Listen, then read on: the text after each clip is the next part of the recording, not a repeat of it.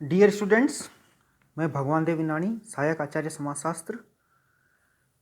आज हम BA second year के पेपर सामाजिक अनुसंधान सोशल रिसर्च के तहत अनुसंधान की विधियाँ कौन कौन सी है, उनके क्या क्या सीमाएं हैं, क्या क्या अर्थ हैं, क्या क्या विशेषताएं हैं, उनकी क्या क्या उपयोगिता है, उनके क्या क्या महत्व है, उनके बारे में अध्ययन करेंगे। सामाजिक अनुसंधान की मुख्य रूप से दो विधियाँ हैं, परिमाणात्मक और गुणात्मक। आज हम इन दोनों विधियों के बारे में अध्ययन करेंगे कि परिमाणात्मक अनुसंधान की परिभाषा क्या है, इसका अर्थ क्या है, इसकी उपयोगिता क्या है, इसका महत्व क्या है और इसकी सीमाएं या कमियां क्या क्या है इसी प्रकार गुणात्मक अनुसंधान की विधि की परिभाषा, इसका अर्थ, गुणात्मक अनुसंधान विधि की उपयोगिता, इसका महत्व और इसकी कमियां या आलोचना के बारे में हम अध्ययन करेंगे।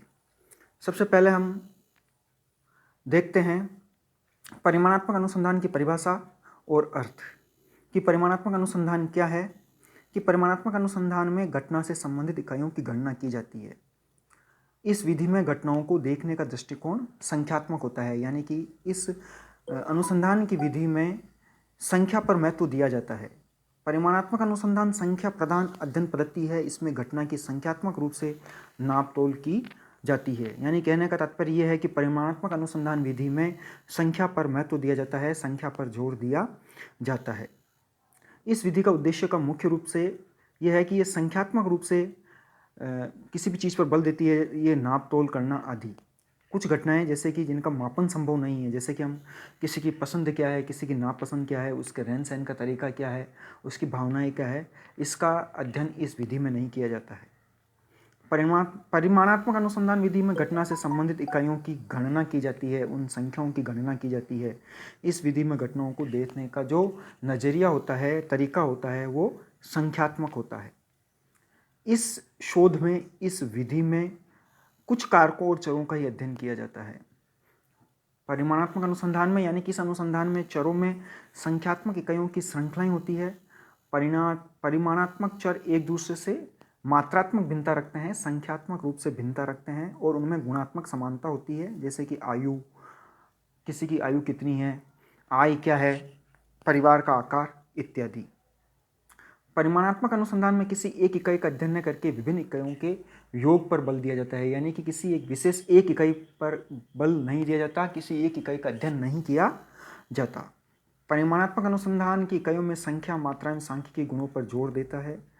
परिमाणात्मक अनुसंधान संख्या प्रधान है, पहले भी कहा है इस बारे में। परिमाणात्मक अनुसंधान के अध्ययन का क्षेत्र वृद्ध होता है, बड़ा होता है, विशाल होता है और साथ ही हमने पहले भी देखा था इसके अर्थ में इसके अध्ययन की इकाई एक इकाई नहीं होती है, इसके अध्ययन की कई सारी इकाइयाँ होती है, इसका अध्ययन का क्षेत्र विस्तृत होता है। परिमाणात्मक अनुसंधान की उपयोगिता एवं महत्व। परिमाणात्मक अनुसंधान की क्या क्या अच्छाइयाँ हैं, क्या क्या विशेषताएं हैं, क्या क्या महत्व है, क्या क्या उपयोगिता है। कि पहला, ज्ञान का विकास। दूसरा, तथ्यों का प्रकारात्मक अध्ययन। तीसरा, सिद्धांतों की खोज। चौथा, प्रविधियों का विकास और पांचवा, समाज के लिए उपयोगी। पहला देखते हैं हम ज्ञान का विकास। कि परिमाणात्मक अनुसंधान समाजशास्त्र में ज्ञान के विकास में बहुत सहायक है। ये सामाजिक घटनाओं, सामाजिक व्यवस्थाओं और सामाजिक जीवन इत्यादि को समझने में ज्ञान का विकास करती है। दूसरा है तथ्यों का प्रकारात्मक अध्ययन। परिमाणात्मक अनुसंधान की विधि तथ्यों के परस्पर एक दूसरे के साथ कारण प्रभाव संबंध ज्ञात करने के लिए बहुत उपयोगी है, यानी कि तथ्यों का जो प्रकारात्मक अध्ययन इस विधि के द्वारा बहुत अच्छे तरीके से किया जा सकता है। तीसरा है सिद्धांतों की खोज। परिमाणात्मक शोध विधि की एक उपयोगिता नए सिद्धांतों की खोज करने में भी देखी जा सकती है। इस अनुसंधान में अनुभविक तथ्यों को एकत्रित किया जाता है, उनमें परस्पर कार्य कारण का या कारण प्रभाव संबंधों का विश्लेषण किया जाता है और अंत में नवीन सिद्धांतों को प्रतिपादित किया जाता है। परिमाणात्मक अनुसंधान के द्वारा प्राप्त ज्ञान के आधार पर घटनाओं का अनुमान लगाना सुगम हो जाता है, जो इसकी एक बहुत बड़ी उपयोगिता है। चौथा है प्रविधियों का विकास। परिमाणात्मक शोध अनुसंधान की नवीन प्रविधियों का विकास करता है। पांचवा है समाज के लिए उपयोगी। परिमाणात्मक शोध समाज के लिए कई प्रकार से उपयोगी है। समाज की समस्याओं का अध्ययन इस शोध के द्वारा किया जाता है। साथ ही उन समस्याओं का अध्ययन करने के बाद उनके समाधान भी इसके द्वारा बताए जाते हैं। ये शोध समाज की वास्तविक समस्याओं का सर्वेक्षण करने के साथ साथ समस्याओं के समाधान के लिए भी उपयोगी योजना प्रदान करता है। अब ये तो इसकी अच्छाइयाँ हो गई। अब इस विधि में कुछ कमियाँ भी है, कुछ बुराइयाँ भी है। परिमाणात्मक अनुसंधान विधियों की जो सीमाएं हैं वो इस प्रकार है। पहला, विशाल अध्ययन क्षेत्र। दूसरा, नवीन अध्ययन के लिए अनुपयोगी। तीसरा, अधिक खर्चीली। चौथा, गतिशील अध्ययन असंभव। पांचवा, लघु स्तरीय सामान्यीकरण असंभव। और छठा है मनोवैज्ञानिक अध्ययनों के लिए अनुपयुक्त। पहले देखते हैं हम कि विशाल क्षेत्र। जब अनुसंधान का क्षेत्र विशाल होता है और इकाइयों की अधिकता होती है तो प्रत्येक इकाई से संपर्क करना संभव नहीं हो पाता। हमने जब इसकी विशेषताएं देखी थी तब देखी थी कि इसकी जो अध्ययन की इकाई है वो एक इकाई नहीं होती, बहुत सारी इकाइयाँ होती है। इसका अध्ययन का क्षेत्र बहुत बड़ा विस्तृत होता है और जब अध्ययन का क्षेत्र विस्तृत होता है तो हर एक से संपर्क करना बहुत अध्ययनकर्ता के लिए, अनुसंधानकर्ता के लिए कठिन हो जाता है। इसलिए परिमाणात्मक शोध विधि अत्यंत छोटे क्षेत्र के लिए ही उपयोगी है। बड़े क्षेत्र में निर्देशन की सहायता से अध्ययन करने पर निर्देशन संबंधी दोष भी इसमें आ जाते हैं। दूसरा है नवीन अध्ययन के लिए अनुपयोगी। ये शोध विधि नवीनतम अध्ययनों के लिए अनुपयोगी है। परिमाणात्मक शोध विधि का उपयोग तभी किया जा सकता है जब गुणात्मक शोध विधियों के द्वारा मौलिक जानकारी उपलब्ध नहीं होती है। तीसरा है अधिक खर्चीली है। परिमाणात्मक शोध विधि में अध्ययन का क्षेत्र विस्तृत होने के कारण अधिक धन की आवश्यकता होती है। इतना ही नहीं, तथ्यों के संकलन, वर्गीकरण, विश्लेषण एवं व्याख्या आदि में अधिक समय की आवश्यकता के साथ साथ अनेक शोधकर्ताओं की आवश्यकता पड़ती है। इस कारण इस शोध विधि का उपयोग निश्चित समस्या के लिए ही किया जाना संभव है। चौथा है गतिशील अध्ययन असंभव। परिमाणात्मक शोध की सबसे बड़ी सीमा है कि गतिशील अध्ययन इसके द्वारा नहीं किया जा सकता। लघु स्तरीय, पांचवा है लघु स्तरीय सामान्यीकरण असंभव। इसकी एक और समस्या यह है कि इसके द्वारा लघु स्तरीय सामान्यीकरण भी नहीं किया जा सकता। परिमाणात्मक अनुसंधान के द्वारा स्थापित सामान्यीकरण वृहद स्तरीय होते हैं। कोहन के अनुसार वृहद स्तरीय सामान्यीकरण समाज के लघु स्तर पर लागू नहीं किए जा सकते। छठा है मनोवैज्ञानिक अध्ययनों के लिए अनुपयुक्त। परिमाणात्मक शोध विधियां गुणात्मक और मनोवैज्ञानिक अध्ययन के लिए अनुपयुक्त है। परिमाणात्मक अध्ययनों में चयनित चरों की प्रकृति संख्यात्मक होती है, गुणात्मक नहीं होती है। इसीलिए परिमाणात्मक अनुसंधान की विधियां मनोवैज्ञानिक अध्ययनों के लिए उपयुक्त नहीं है। जहां सिर्फ संख्याओं पर बल दिया जाता है, संख्याओं का ध्यान रखा जाता है, ऐसे समय में ऐसी अध्ययन विधियां मनोवैज्ञानिक अध्ययनों के लिए उपयुक्त नहीं होती। दूसरा है हम गुणात्मक अनुसंधान की परिभाषा एवं अर्थ। जो पहली हमने देखी परिमाणात्मक शोध, दूसरा है गुणात्मक शोध। गुणात्मक जो शोध है, गुणात्मक अनुसंधान है, इसके बारे में हम देखेंगे। गुणात्मक अनुसंधान विधि की परिभाषा एवं अर्थ कि गुणात्मक शोध विधियां उन तथ्यों से संबंधित होती है जो संख्यात्मक रूप से नहीं होते हैं, यानी कि संख्या पर इसमें बल नहीं दिया जाता। गुणात्मक अनुसंधान विधि में इकाई का गहन अध्ययन किया जाता है, अर्थात इकाई से संबंधित विभिन्न पक्षों के गुणात्मक विश्लेषण से तथ्य एकत्रित किए जाते हैं। कहने का तात्पर्य यह है कि गुणात्मक अनुसंधान विधि में इकाई का गहन अध्ययन किया जाता है, एक इकाई का अध्ययन किया जाता है, अर्थात इकाई से संबंधित विभिन्न पक्षों के गुणात्मक दृष्टिकोण से तथ्य एकत्रित किए जाते हैं। शोध का क्षेत्र और विषय सामग्री इकाई का गहन अध्ययन करना होता है। क्योंकि क्षेत्र छोटा होता है अतः उसका गहन अध्ययन संभव हो पाता है, उसका विस्तृत अध्ययन संभव हो पाता है। गुणात्मक शोध में सामाजिक प्रक्रिया कारकों की जटिलता और उनके पारस्परिक संबंधों के क्रम का अध्ययन किया जाता है। इनमें विशिष्ट घटनाओं का अध्ययन किया जाता है। गुणात्मक अनुसंधान मानव व्यवहार का अध्ययन विस्तृत परिप्रेक्ष्य में करता है, जिसमें व्यक्ति वैधानिक अध्ययन का आधार होता है। गुणात्मक अध्ययन ऐतिहासिक होते हैं, कालक्रमिक होते हैं। घटनाओं का अध्ययन विश्लेषण समय से संबंधित होता है। ये अध्ययन गत्यात्मक होते हैं, जैसे किसी व्यक्ति की जीवनी या किसी समूह का अध्ययन। ऐसे अध्ययनों को यंग ने जीवन या व्यक्तिवृत्त केस हिस्ट्री अध्ययन कहा है। गुणात्मक अनुसंधान के अध्ययन लघु स्तरीय होते हैं, इनके अध्ययन का क्षेत्र छोटा होता है और कुछ इकाइयों के गहन अध्ययन से संबंधित होता है। गुणात्मक अनुसंधान सुनिश्चित उद्देश्यपूर्ण चयनित इकाइयों के गुणों का गहन अध्ययन करता है। इस शोध विधि में इकाइयों की संख्या महत्वपूर्ण नहीं होती, बल्कि उनके गुण महत्वपूर्ण होते हैं। यानी कि जहाँ परिमाणात्मक अनुसंधान में संख्या महत्वपूर्ण होती थी, यहाँ पर उनके गुण महत्वपूर्ण होते हैं। गुणात्मक अनुसंधान विधि के द्वारा घटना से संबंधित सिद्धांत निर्माण या सामान्यीकरण करना संभव नहीं है, क्योंकि ये लघु स्तरीय होते हैं, इसलिए इसके निष्कर्ष वृहद स्तरीय सामान्यीकरण नहीं हो सकते। अगला है गुणात्मक अनुसंधान की उपयोगिता एवं महत्व। गुणात्मक अनुसंधान के क्या क्या महत्व हैं? पहला है अति गहन अध्ययन संभव। दूसरा प्राकल्पनों का स्रोत है। तीसरा प्रपत्रों का स्रोत है। चौथा मनोवैज्ञानिक अध्ययन में सहायक है।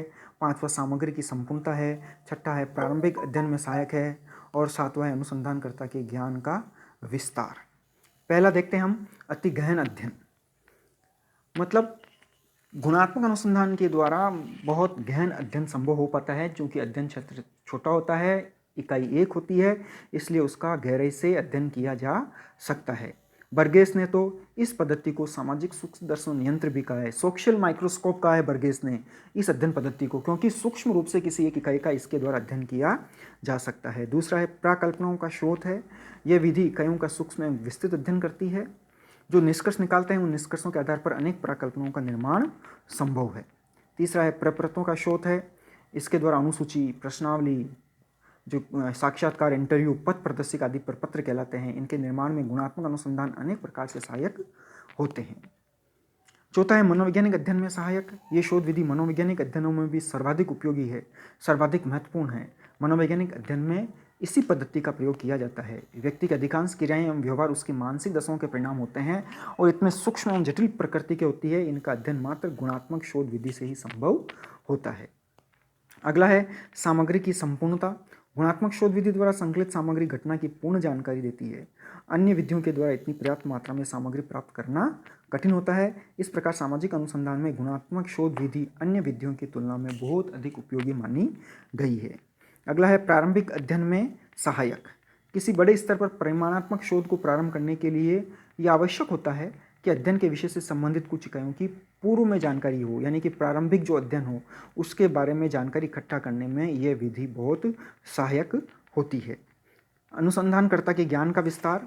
इस विधि के द्वारा अनुसंधानकर्ता के ज्ञान का विस्तार होता है कि इस विधि द्वारा जब किसी सामाजिक इकाई का गुणात्मक अध्ययन किया जाता है तो उस अध्ययन से संबंधित शोधकर्ता के ज्ञान में वृद्धि होती है, साथ ही अध्ययन में उस व्यक्ति की रुचि भी बढ़ती है। यह कथन इस शोध विधि की उपयोगिता और महत्व की ओर इंगित करता है। अब जब परिमाणात्मक शोध में अच्छाइयाँ थी, कुछ बुराइयाँ थी, कुछ कमियाँ थी, उसी प्रकार गुणात्मक शोध विधि में भी कुछ अच्छाइयाँ हैं, कुछ कमियाँ हैं। अब उन कमियों के बारे में, उन बुराइयों के बारे में हम देखेंगे कि क्या क्या इसकी सीमाएँ हैं, क्या क्या इसकी आलोचना है। पहला है अत्यधिक सीमित अध्ययन, दूसरा है अवैज्ञानिक विधि, तीसरा है पक्षपात की संभावना और चौथा है प्रामाणिकता का अभाव और पांचवा है अत्यधिक खर्चीली विधि। देखते हम पहला इसकी जो कमी है, आलोचना है कि अत्यधिक सीमित अध्ययन।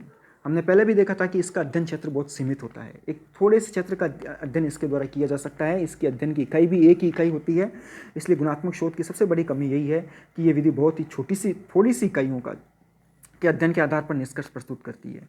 चयनित इकाइयाँ संपूर्ण समग्र का प्रतिनिधित्व नहीं करती है, इसलिए इसके निष्कर्ष सार्वभौम स्तर पर लागू नहीं किए जा सकते।